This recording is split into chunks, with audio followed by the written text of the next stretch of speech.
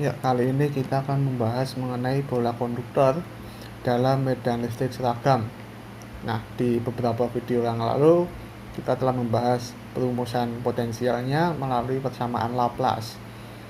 Nah, sekarang kita akan merumuskan ulang tapi menggunakan metode bayangan. Nah, kita tahu konsepnya. Misalkan bola konduktor yang dibumikan itu artinya potensial di permukaannya itu dia sama dengan 0. Dia diletakkan pada medan listrik eksternal yang seragam. Nah, sebuah medan listrik seragam dia dapat dipandang sebagai medan listrik akibat muatan positif dan muatan negatif yang diletakkan di tak hingga. Nah, jadi seperti ini. Nah, ketika kita meletakkan muatan negatif dan muatan positifnya di minus tak hingga, minus R-nya itu sangat besar gitu kan, dan muatan minus Q ini di sangat jauh di sana.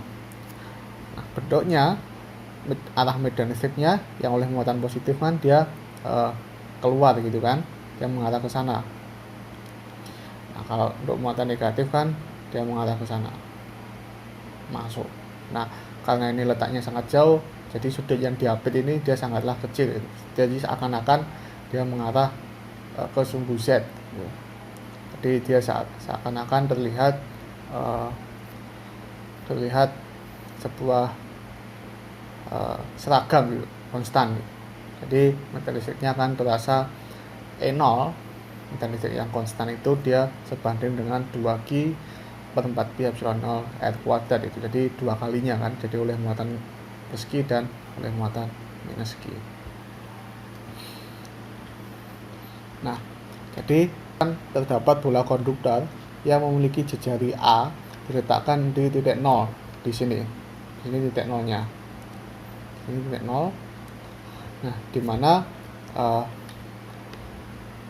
jari-jari A ini dia sangat kecil dibandingkan dengan jarak R ini, sehingga seakan-akan medan listrik ke sana itu sama semua. Nah, potensial di titik P di sini dia bisa didekati dengan metode bayangan akibat muatan titik dan bola gitu kan. Jadi ini ada muatan titik di sini, ada dua, dan ada bola yang dibumikan, bola konduktor yang dibumikan. Kalau ada dua muatan, jelas ada dua muatan bayangan di sini. Nah, kita tahu muatan bayangannya yaitu QA per R. Nah, untuk mencari tahu bagaimana kita mendapatkan muatan bayangan ini dan lokasinya di sini, silahkan lihat video sebelumnya mengenai metode bayangan akibat muatan titik dan bola. Jadi ada dua muatan eksternal gitu kan, sehingga kita memiliki dua muatan bayangan yang tandanya masing-masing berlawanan. Nah, dengan aturan kosinus gitu kan, kita bisa mendapatkan potensial di titik P akibat 4 muatan, yaitu 2 muatan eksternal dan 2 muatan bayangan.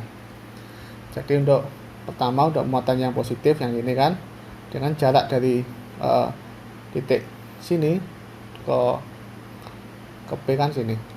Nah, dengan aturan kosinus jaraknya kan dia adalah C-nya, yaitu ini, dia adalah akar dari A kuadratnya, dia adalah R kuadrat ditambah dengan minus R kuadrat, jadi R kuadrat gitu kan, dikurangi kan, dikurangi 2 R kali R kecil di sini, cosnya ini kan, nah ini kan sudut yang mengapit keduanya.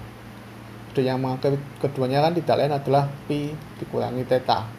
Nah, cos pi dikurangi theta tidak lain adalah cos, kalau misalkan cos pi dikurangi theta tidak lain adalah minus cos theta. Tanda minusnya menghilangkan, melawan tanda minusnya di sini, hingga di sini jadi plus.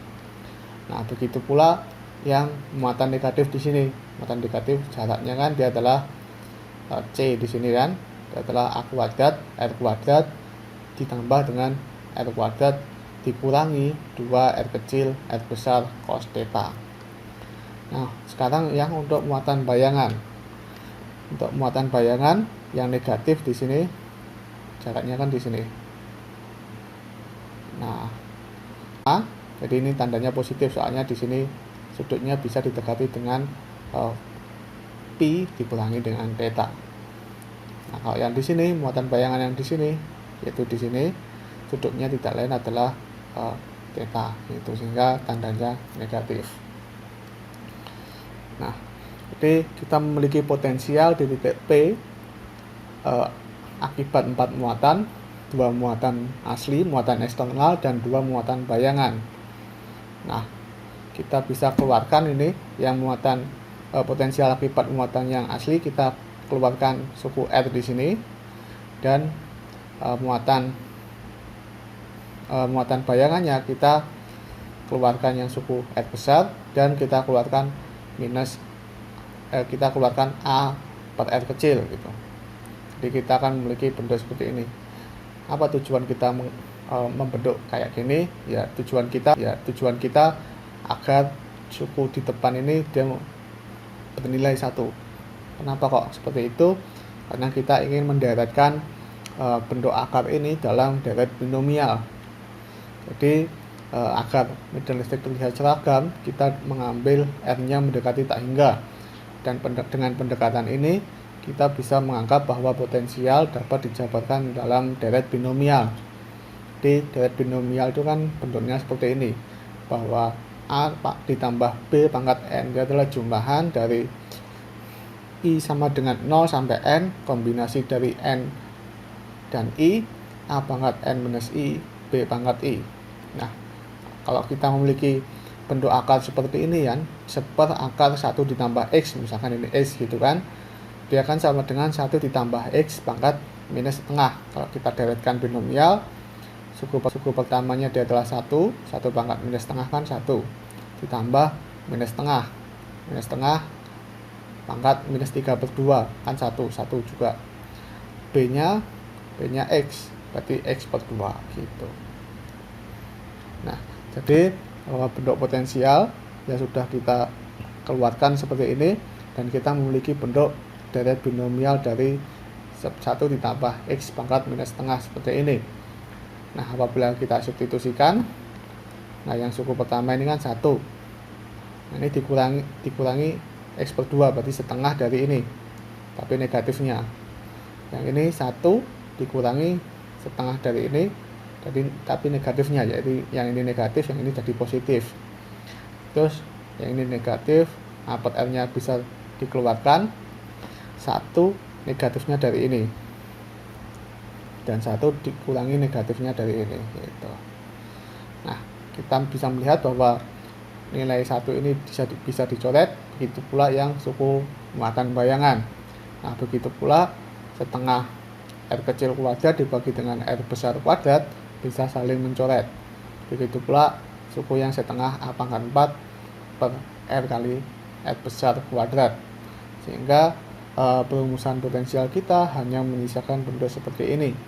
Apabila kita sederhanakan, kita akan memiliki bentuk seperti ini. Kita keluarkan nilai 2 di depan dan R besarnya di depan. Kenapa? Karena R besar itu kan di suatu titik yang tetap gitu kan. Nah, jadinya kita bisa keluarkan. Nah, di mana muatan ini, medan listrik ini, kita tidak lain adalah medan listrik E0 gitu. Jadi kita ambil ketika R hingga nilai 2Q per 4Pi epsilon 0 R kuadrat, kita ambil sama dengan E0, sehingga potensialnya kita akan memiliki bentuk seperti ini. Dan misalkan pada R sama dengan A, potensialnya 0 gitu kan. Kan ini tadi kan awalnya dia dibumikan, sehingga potensial V0 nya dia sama dengan 0. Tapi kalau nggak sama dengan 0, misalkan sama dengan V0 nya bernilai V0, maka potensialnya tidak lain adalah V0 dikurangi E0 R dikurangi A pangkat 3 per R kuadrat cos theta. Jadi cuma ditambahkan V0 aja, karena pada permukaan pada R sama dengan A, nilai ini kan 0. Jadi potensialnya tidak lain adalah V0. Nah, ketika kita mencari muatan permukaan hasil induksi dari medan listrik eksternal, sigma dia adalah minus epsilon 0 parsial V parsial R di permukaan. Kita turunkan, kita dapatkan seperti ini. atau 3 epsilon 0 E0 cos theta. Nah, hasil ini adalah hasil yang sama apabila kita kerjakan melalui persoalan syarat batas dengan persamaan Laplace di video sebelumnya gitu.